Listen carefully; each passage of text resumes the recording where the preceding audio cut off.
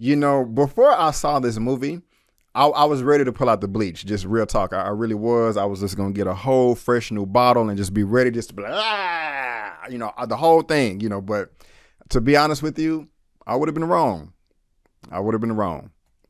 My name is Brandon Keith Avery, and this is just my opinion. Hey, what's going on, everyone? Thank you so much for tuning in to my opinion/review for Antebellum. I really do appreciate it. And if this is your first time finding me and you want more movie reviews from myself, please consider subscribing. And if you like the video, go ahead and give me that thumbs up because it does help me out a lot. And just to let you know, this is going to be a non-spoilery review. I'm not going to reveal any important plot points or just ruin the story for you. However, after the credits, after I give my rating, that's when I'm going to go into spoilers. And don't worry, I'm going to give you a big warning so that you know beforehand. Antebellum is a film right now available to you on demand. If you're sitting at home, you have some entertainment for you, so you can go ahead and check it out. Now, this movie is being directed by Gerard Bush and Christopher Rentz, and they actually didn't just direct the film, they wrote the film too. And this is actually their first full-length feature. Prior to this, these two have just done a number of short films that I haven't seen, but if you're interested, you can go check out their filmography on IMDb. Now, this film right here is being described as a horror mystery thriller, and there really isn't that many horror elements in the film. However, there is a big mystery and it is thrilling, and that is one of the things that I did like about the movie. But before we get into any details, let's see what this thing is about exactly. Successful author Veronica Henley finds herself trapped in a horrifying reality and must uncover the mind-bending mystery before it's too late. Now, as we got closer to the release date of this film, my anticipation, my excitement did die down. However, when the trailer first dropped, I did do a reaction video to it. You can subscribe and go check that out. But I was just kind of saying to myself, like, wow, like what in the world is going on with this story? What are they trying to do? This seems very interesting and scary. And I would not know what to do if I went to sleep in 2020, but then woke up and I was back in the 19th century, 1860s, picking cotton in some slave field. Like, whoa, that's just like a freaking nightmare that I never, ever want to experience. Now, one of the things that I did like about this movie is the intro, the beginning, how it did open up. I love long takes. I love wide shots. And that is how we're introduced into this film, just showing you the whole landscape, the whole territory, just the entire environment. It does a really good job in the very beginning, pulling you into this period piece going back to the 19th century. And it's just really horrific, as a black man myself, seeing black people tortured and just that pain and just this nightmare that, my people have to live through. It's not very comforting, but at the same time, I do like the way that was depicted. When a story is being told about my ancestors, I do want it to be told accurately. Another thing that I did appreciate is the costume design, the wardrobe. I was not back around during the 1860s and the 19th century, but I do think they did a great job, with the hair, the makeup, the wardrobe, the costumes, and just the overall setting. It really was convincing, and I have to applaud everyone that helped with that portion of the production. Now, I believe this is the first time where actress Janelle Monáe is the lead actress in the film, and I think she did a great job. She was in Hidden Figures, which I thought that was phenomenal, but it was more of an ensemble cast, and I really didn't enjoy her character or her performance that much in Harriet. But in this one right here, she did show her acting chops and what she's able to do with her range, and it makes me excited for any project that she does have coming into the future. Her character is very smart. Her character is very intelligent.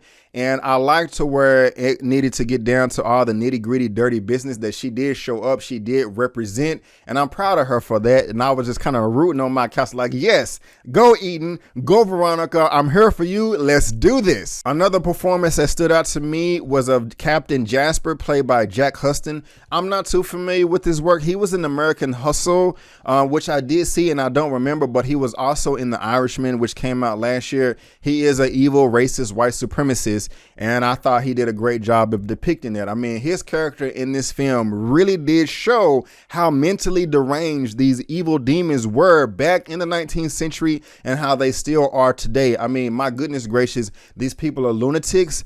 They feel they treat the system of racism or white supremacy like a religion, like, you know, anybody else believes in Buddhism or Christianity or whatever your religion is. I mean, white supremacy is a religion to them, and they're just cuckoo for Cocoa Puffs. I mean, they think that they're direct descendants of God. They think that they own this. They think they own that. I mean, they're just they feel that they're above reproach, and it's just very sickening.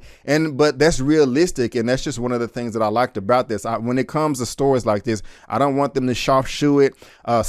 Excuse me. I want them to be real and just tell things how they really were. And, you know, he knocked it out of the park with his performance. Now, there is another character in this film that I did appreciate, played by Gabby Sidibe, aka Precious. Her character's name is Dawn. I don't want to spoil anything for you here, like I said, but there was a scene later on in the movie during dinner at a restaurant, and there was a small confrontation, and I really do love the way her character stepped up to the plate when necessary and handled business. I can get behind people like that all the time. The way she handled herself was, again, I was like, yes, my sister, you go, girl. I am here for you. Now, there was some things that I despised about her character, but we'll get to that when we're talking about the dislikes of the film. Another thing that I loved about this film, it's also very scary, is it's realistic, okay?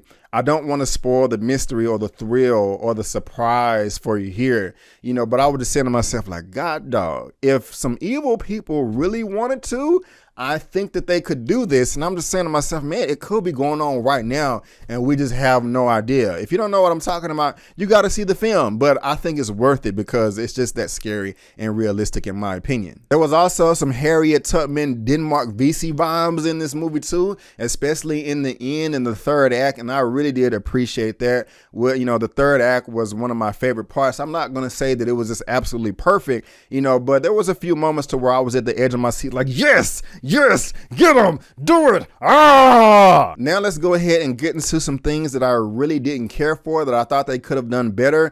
And that has to do with the editing of the film. They tried to do something really different, and I thought that it was a bit confusing, or it could confuse some people. There was a few moments where I was scratching my head like, okay, why did y'all do this? It wasn't necessary. You could have just sold the film this way. I understand what you're trying to do and be different. I respect that, but it didn't work the way that it could have been. And that's just something that kind of just turned me off. I also pretty much did not like the whole second act of this movie. I mean, the first act was cool, and I really did like the third act, but the second act, I was like, oh man, come on guys, like, what are y'all doing right here? It seemed like the acting in this film in the second act just went down the toilet. From a majority of the characters, and slightly even coming from Eden Veronica Janelle Monáe's character. Just the dialogue, the script, just everything, the whole delivery just did not seem realistic to me. I was just kind of saying to myself, people do not converse this way in real life. People do not give presentations like this in real life. People will not respond to whatever's going on, because I don't want to spoil it for you, like this in real life. Now, there were some themes that I did appreciate that came from Eden Veronica's character. You know, she's very smart. She has a PhD. She's an activist. She has her doctor's degree in sociology, and she's, you know, down for women's rights, you know, all that good stuff. And I'm in full support of that. Minorities, you know, getting justice and all that good stuff, but the delivery of it was just too on the nose. And when I see presentations like this in real life from real life activists, it's not a good reflection of what I saw in this movie. And I'm just like, okay, y'all could have just bit off. Go on YouTube, look at this person speak, look at these people speak, look at this group right here. Why are you not able to emulate that? And it just kind of seemed elementary and felt on his face, and just it kind of put a bad taste in my mouth. Now, while I was praising Dawn's character earlier, Gabby Sidibe, of how I liked how she stepped up to the plate, something that really turned me off with her character is I thought she was a bit too over sexualized. And, you know, I'm not going to shame any woman, especially any black woman, for wanting to have sex and to express yourself.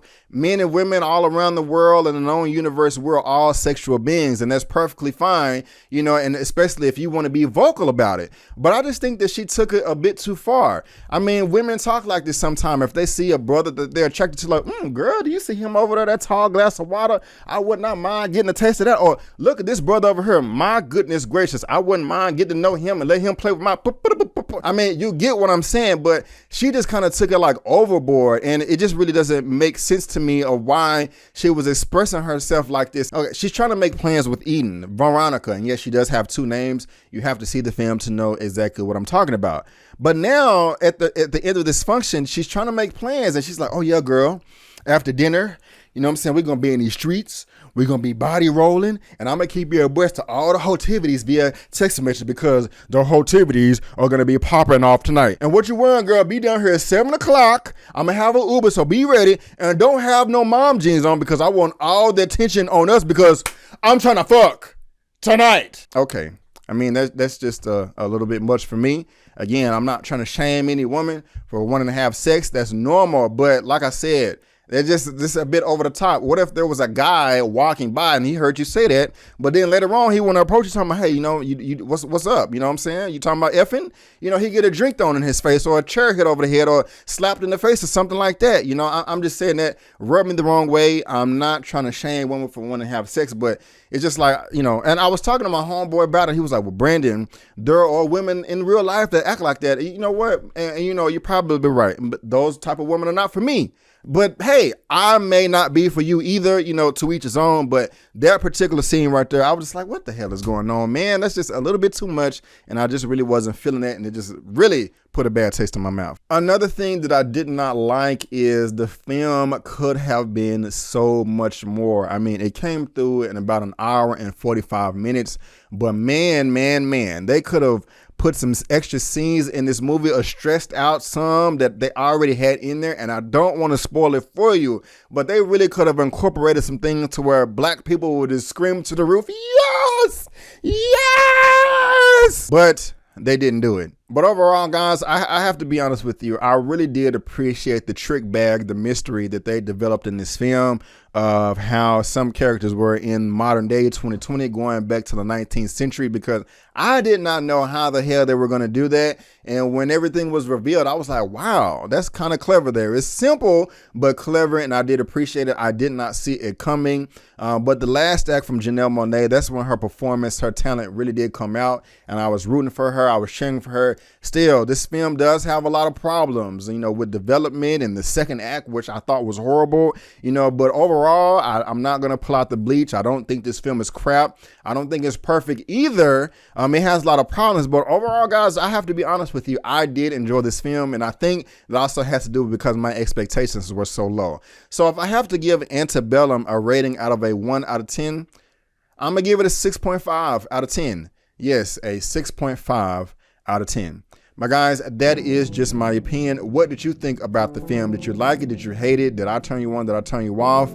Please let me know down in the comment section below. Let's get this conversation going and keep it flowing. If you like this video, please go ahead and give me the thumbs up. Also, please consider subscribing to the channel and stay to the end because I got some spoilers coming.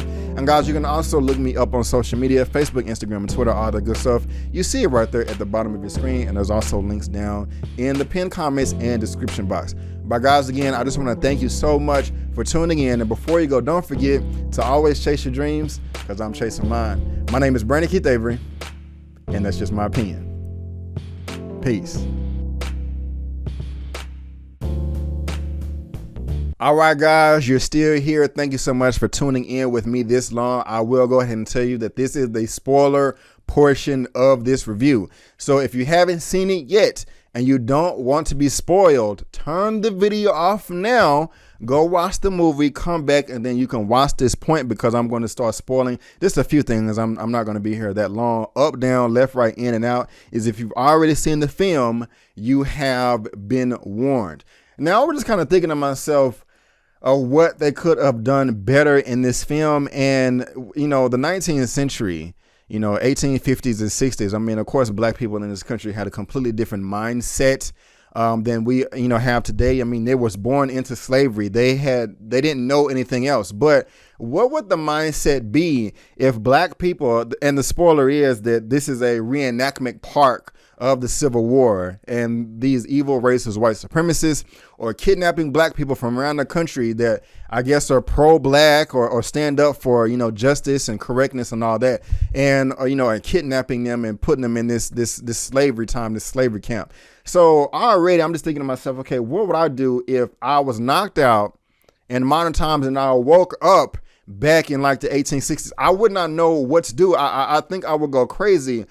However, I'm not going to lose my memory. And we saw that with one of the characters that hung herself, because she was talking to Janelle Monáe's character, Veronica Eden, in the very beginning, just like, okay, what are we going to do? I remember you from something I saw online. What is the plan? What is the plan? Unfortunately, she ended up like hanging herself, but I really wish that all the black people could have got together and like fought back. You know what I'm saying? Because they have a memory from the life that they came from. That would have been dope as hell. It kind of would have been like a reenactment of you know, Denmark Vesey and how, you know, the slave rebellion that he tried to lead that was thwarted. But man, that would have been freaking fantastic. I don't know. I was also talking to my friend and he was like, man, I think black people would have fought back or whatever. And I'm just like, man, we don't know, because they had all the guns and they have no weapons. I mean, we don't know what their mindset was, because, you know, they don't know if they went back in time or not until that cell phone popped up. You know, that's what gave that's what gave everything away. But man, when Veronica put those evil racist white supremacists in that shed and set that on fire, I just thought that was dope as hell, man. I loved it. I loved it. I was so goddamn happy. It really frustrates me that the dude she was with at the time got the axe to the chest. I was like, damn, why did the brother have to die? You know what I'm saying? Why couldn't this be like a 1-2 power couple where they just both go around and just beating everybody's ass and get all the black people together and just revolt and just, that would have been dope. But it was so lovely when Veronica was riding on a horse trying to escape and she's scared, dodging all them bullets. I was kind of saying to myself, damn, what kind of weapons they got? I'm like, well, they probably do have some modern day weapons or something like that. But, you know, as she's riding through and the white woman was chasing her down and she ran up and knocked her down and was just like, punch her in her face like this, just like, what type of woman are you? I was like, yes, yes, yes, yes, yes. And then she tied the rope around her head and tied it to the horse and was just choking her and just dragging her dirty white supremacist ass. I was like, Christmas is early, yeah, go. And then ran her to like the wall and it broke her neck. I'm just like, oh, I'm loving this. Why couldn't we get all the black people just doing this right here? It would, like, you know, A Birth of a Nation or something, man. That movie right there, like, oh, that would have been great. That would have been freaking great. It would have been freaking fantastic, you know. And that's kind of what I was talking about in the non-spoiler report, where I was like, this movie could have been just like so much more. I wouldn't even cared about the second act and how crappy I thought that was. I would have been like, best film of the year, you know what I'm saying? But anyway. But now, guys, that's all my thoughts that I had right there. I do appreciate you, you know, checking in with me. I gave it a 6.5. It's not the best movie, but it's not horrible either. I think it's worth your time. Anyway, guys, thank you very much for tuning in, and I'll see you next time. Peace.